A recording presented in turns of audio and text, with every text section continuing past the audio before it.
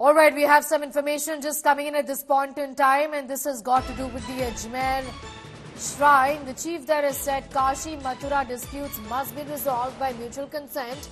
The Ajmer Sharif Shrine chief has said that Citizenship Amendment Act is for the people who migrated from Myanmar, Bangladesh and Afghanistan and came to India. Why are the Muslims of India afraid? This is not for them. Neither the citizenship will be cancelled, is what he has essentially said, trying to, in fact, reach out to the Muslims here in India and talking about the fact that there is no reason for them to be afraid.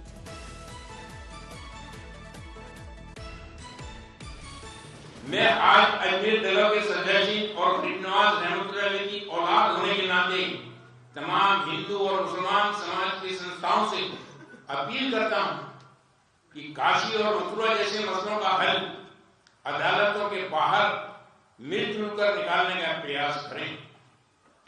इस धार्मिक और अति संवेदनशील मसले का हिंदू और मुस्लिम दोनों पक्ष एक सम्मान पूर्वक हल निकालने और हमेशा के लिए भारत में धार्मिक विवादों का अंत कर इस देश की उन्नति में अपना योगदान और सहयोग प्रदान करेंगे। पिछले कुछ सालों से मुसलमानों को गुमराह किया गया और डराया गया कि CAA कानून में भारत के मुसलमानों की नागरिकता छीनने की कोशिश हो रही है, जबकि वास्तविकता कुछ और है।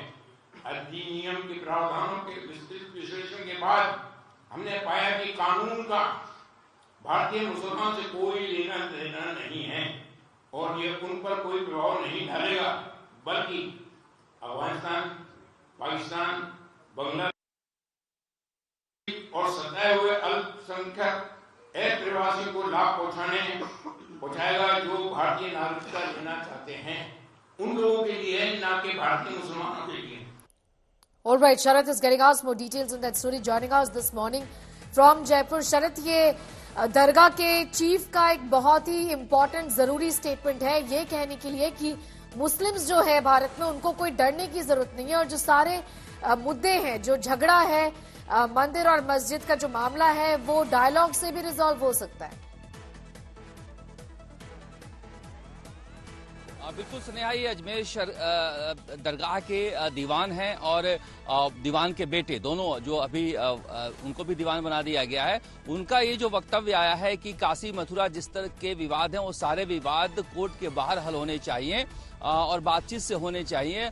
निश्चित रूप से मुझे लग रहा है कि जिस तरह से विवाद चल रहा है ये एक में एक बड़ा कदम हो सकता है। इसके अलावा भी उन्होंने मुस्लिम को लेकर भी कहा, अभी कुछ दिन पहले ही उर्स चल रहा था, बसंत पंचमी के आसपास इन्होंने बयान दिया था कि कुछ मुसलमान इस देश में देश को बदनाम कर रहे हैं, देश के बारे में असुरक्षित बताकर, जबकि भारत एक शानदार देश है मुसलमान और हिंदू को साथ रहने के लिए। ये जो एक बयान आया है, ये 4 दरगाह के जो प्रमुख दीवान हैं उनकी एक मीटिंग थी जयपुर में और उसके बाद ये बयान आया है। उस लिहाज से अगर समझें तो निश्चित रूप से कहा जा सकता है कि ये एक बड़ा संदेश है देने की कोशिश की जा रही है जिस तरह से आपस में विवाद है।